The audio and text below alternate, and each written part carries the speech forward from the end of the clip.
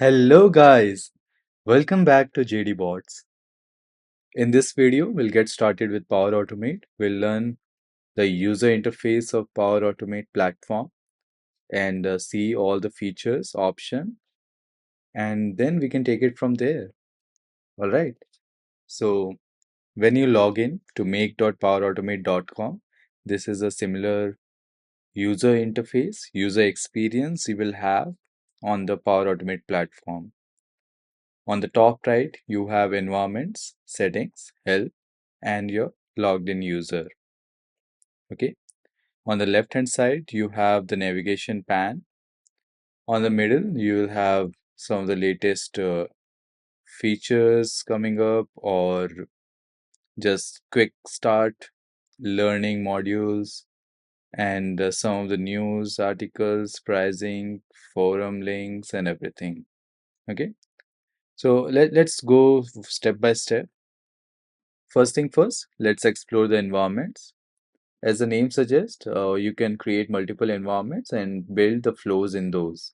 So big organization, they follow this software lifecycle where they will create multiple environments. For example, dev, test, and prod. They will build the flows in dev environment, do the dev testing. They will move to UAT again do the testing, and finally they will move to the prod. In big organization, they have this cycle. All right. When you log in to the first time to Power Automate, you will be assigned a default environment. All the users in the organization will have the same default environment. It's not recommended to build flows if you're building it for the production. If you're building it for the learning purpose, yes, it's recommended to start with the default environment and then take it from there. For the production flows, you create a certain environment and then you build your flows over there. Okay. So I was assigned this devrite.com as my default environment, and I created this Devrite Power Automate as a developer environment for my development. Okay. Coming to the settings one. Here, if you are an admin, you'll see this admin center link, and there you can create environments. We'll explore this, but not today. Okay, here you can see all the Power Automate settings, whether you want to enable the experimental features or not, and what region. Okay, currently Power Automate have two licenses. One is free and second is per user license. You can see your licenses from here, what license you have been assigned to.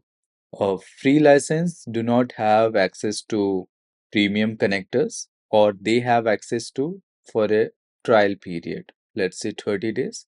Sometimes it can be extended. A per user license have access to premium connectors. Okay, so the flows that you develop are all part of a solution. By default, if you're in the default environment, so it will be part of one solution. It's preferred that you create a new solution and then inside new solution you create your flow. Better you create, if you're developing the flow for your production, then you will create a new solution and then inside the solution you'll add your flows, because solution is the one that is used to move from one environment to another environment.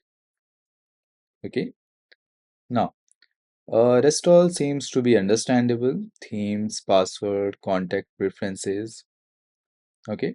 Here you can have all the documentation, help, communities, and there you'll have your account details. Okay. Now coming on the left hand side panel, home button, you'll just go to home, just a similar interface you'll see. Create, where you create your flows.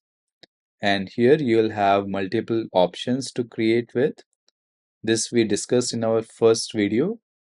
There we saw what are the flow types that are available and during what scenarios you can use those flow types. Here you can also start with a template. There are many, I think there are more than 300, 400 templates are available as far as I remember last time. Some of them are created by Microsoft itself, and some of them are third party where they have published their own templates. And you can filter them by category. Okay. So this is a place where you create your flows. Or you can also explore all the templates over here. Just search the templates. You can search by name, publisher, and here you can see all the categories under the templates. Okay. Next, you have the link that will take you to the Microsoft Learn documentation. Next, My Flows. This is the place where you will have all your flows visible, and it also contains the flows that is being shared with you by your colleagues or other developers. If you are in a team and if somebody else, my colleague, has created a flow and he shared that flow with me, then I'll see those flows under shared with me. Okay. And if you created the flow, then you'll see under cloud flows. So this is one of the example. So I have the flow here. And from here, you can create a new flow. You can start by template or you can start by the flow types, automated, instant, scheduled. Or you can also import existing flows. Earlier, let's talk about the legacy one. Earlier, they used to have a zip file. Inside zip, we used to have a JSON that used to transfer from one environment to another. But after that, Microsoft introduced a solution where you create the solution and then you export that solution and move it to another environment. And here you'll have some frequently visited options over here, such as approvals, solution. This is the one we were talking about. You create a solution and you add your flow inside that solution. Okay. And then if you want to move it to another environment, you export that solution and import into new environment. Okay. Approvals. This is a great feature. So I'll talk about a scenario, approving a leave. Okay. You have a bot in your organization. You use that bot to apply for leave. And what bot does? It calls the Power Automate flow. It sends that leave request to your manager, and your manager will see all those approvals over here. They can just approve it directly from here, or sometimes you get the approval request on the Microsoft Teams channel as well.